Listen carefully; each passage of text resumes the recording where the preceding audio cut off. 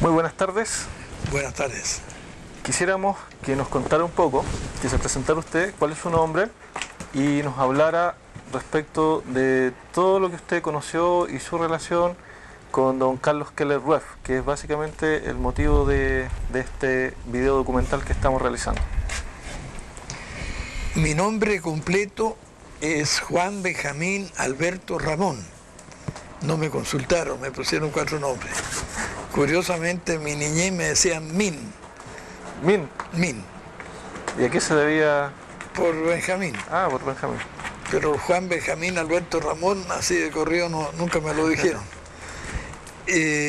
Yo afortunadamente tuve la suerte de conocer a don Carlos Keller, quien estuvo muchas veces en esta casa, y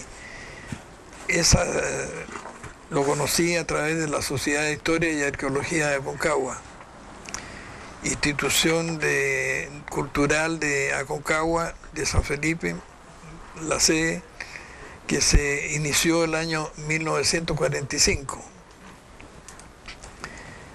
Del cual me comentaba usted es socio fundador. Sí, yo soy socio fundador. ¿Y qué el único miembro del primer directorio, y lo soy ahora. Yo he puesto así las cosas y aquí estamos. Un gran logro. ¿Qué tipo de relación mantuvo usted desde que conoció a don Carlos Keller hasta, digamos, sus últimos días, que sabemos que usted lo acompañó? Bueno, una relación societaria y un tema mutua atracción hacia la historia. Y era admirable el conocimiento que don Carlos tenía de todo asunto. Era un enciclopedista, sin lugar a dudas.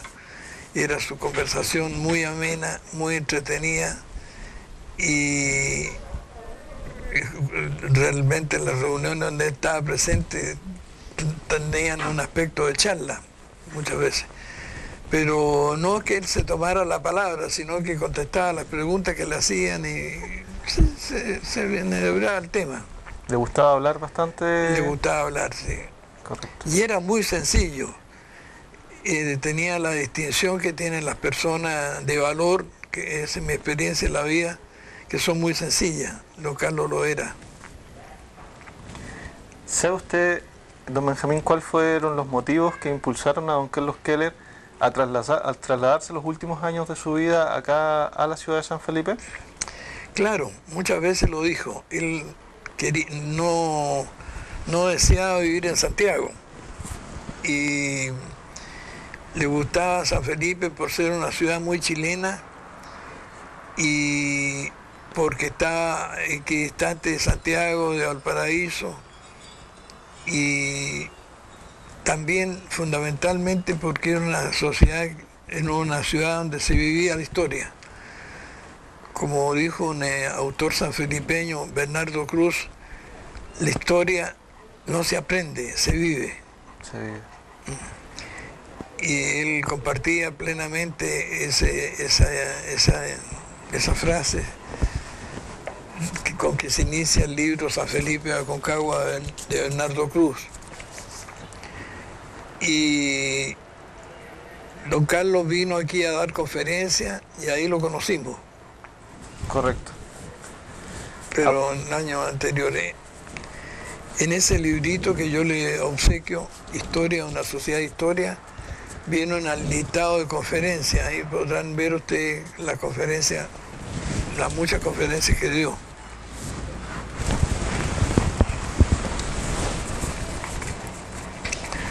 Pero esto yo creo que... Ese es un libro suyo, ¿verdad? Sí. Esto yo lo publiqué cuando se cumplieron 30 años de actividades. Está actualizado la segunda parte, pero no se ha podido financiar, no se ha podido editar, así publicar. Correcto. Cuénteme, don Benjamín, aparte de todo el gran trabajo que hizo don Carlos Keller en la Sociedad de Historia acá de la Aconcagua, ¿qué otros proyectos él desarrolló acá en la ciudad de San Felipe y sus alrededores? Bueno, Él fundó una editorial acá. Don Carlos Keller se vino a San Felipe el año 69 o 70, por ahí. Parece que el 69. Y adquirió una casa en la población San Felipe o Parracía, en la avenida Diego Almagro. Ahí fundó la editorial Jerónimo de Vivar y dejó algunos libros publicados y se proponía escribir mucho más. Era un monumento de trabajo y organizado, su cerebro y todo. Lo notable es que guardaba su memoria todo. Era notable eso. Bueno, en esos tiempos no existía computador ni los adelantos que tenemos hoy en día. Todo el trabajo era manual y cerebral. Exacto. Él, acá en San Felipe, aparte, digamos, de la editorial Jerónimo de Vivar y los textos que alcanzó a publicar, ¿tenía más proyectos, digamos, para desarrollar que habrán quedado inconclusos? Sí, tuvo un proyecto y una especie de sociedad inicial con don Guillermo Montenegro Nieto sobre el pan germinal. A ver, don Guillermo Montenegro Nieto era socio y principal dueño de la empresa Montespino, que se dedicaba a hacer alimentos chilenos. Correcto. Y habían inventado un tipo de harina que con el pan se mantenía por 6 días, 7 días perfectamente. Ah, correcto. O sea, aparte de todo el trabajo intelectual que él desarrolló acá, también ayudó, digamos, a desarrollar nuevos productos para la industria agrícola. Claro. Interesante, eso era absolutamente desconocido de los últimos proyectos de don Carlos Keller. Publicó en el diario El Mercurio, entiendo, páginas sobre eso, porque tiene ventaja el pan germinal. No les prosperó el negocio en la forma que habían pensado, seguramente por falta de capital para hacerle propaganda. Pero entiendo que ahora se hace un pan integral que dura varios días. Correcto. Pero esa mezcla, eso fue inventada por don Guillermo Montenegro Nieto. Yendo un poco hacia atrás, don Benjamín, en los recuerdos ya de don Carlos Keller que él le pudo haber comentado, ¿qué conocimiento tiene usted del trabajo que él realizó, por ejemplo, en el censo del año 43 y su gran trabajo de toda su vida que fue la Enciclopedia de Chile? Bueno, él a veces se refería a ese trabajo que había quedado inconcluso y que se lo arrebataron, porque él era su trabajo, pero hubo otras personas que se beneficiaron de él. No recuerdo los nombres yo. ¿Y nos puede contar a grandes rasgos de qué se trató esa usurpación, digamos, del trabajo de don Carlos Keller? No estaría en condiciones de recordar bien el asunto. Correcto. Pero... Él lo mencionó, digamos. Sí, yo recuerdo eso que sí. ¿Y del censo del año 43 le mencionó algo sobre su trabajo en esa, digamos, que fue el primer censo moderno que se hizo en Chile, con datos estadísticos y científicamente, digamos, realizado? Se refería a esa etapa, sí. Correcto. ¿Recuerda algo que le haya comentado al respecto? No en especial. Correcto. Han pasado bastantes años. Exacto, desde que usted lo conoció. Claro. 30 años. 30 años. Y más.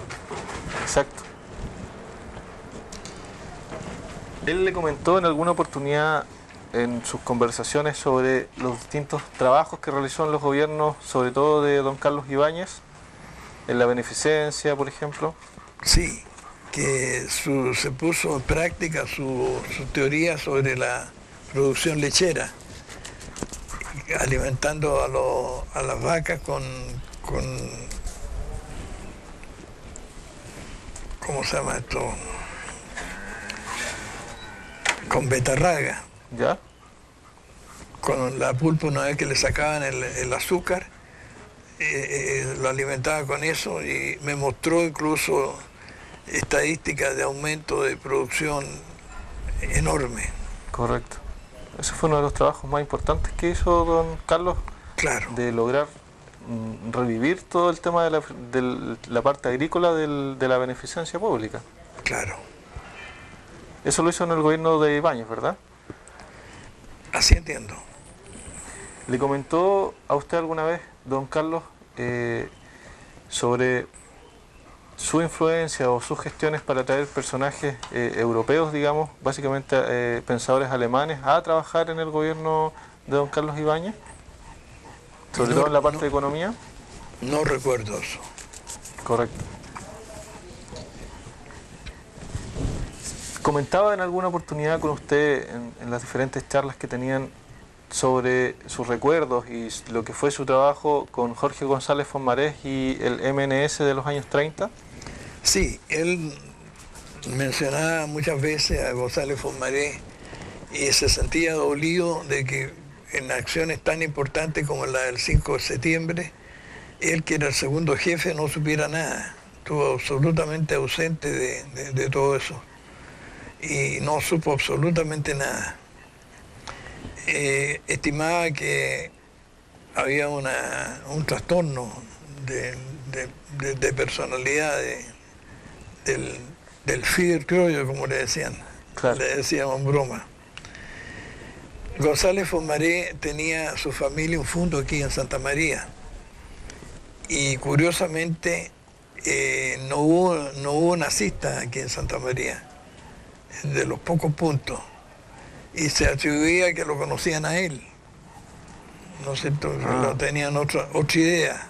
Por un conocimiento personal de Claro, don Jorge González Fomarés. exacto. Y en general, digamos, como opinión humana y de persona respecto de don Jorge González Fomarés, don Carlos Keller, ¿le refirió algo en alguna oportunidad? Se refería a lo que él había escrito. ¿Al mal de Chile, por libro, ejemplo? el libro, claro. ¿Qué opinaba de lo que don Jorge González Fomarés comentaba, por ejemplo, en El mal de Chile? ¿En el qué? En el libro que se llama El mal de Chile, o de sus escritos en general. No recuerdo. Correcto. ¿Y le comentó alguna vez cuáles fueron los diferentes trabajos o los diferentes logros que él consiguió en el movimiento nazista de esos años? Se refería a que había una juventud muy disciplinada y muy patriota, que estaban preparándose con ansia de buscar y hacer de Chile un país mejor. Correcto. Ese era como el mayor logro que él Claro, consideraba. claro.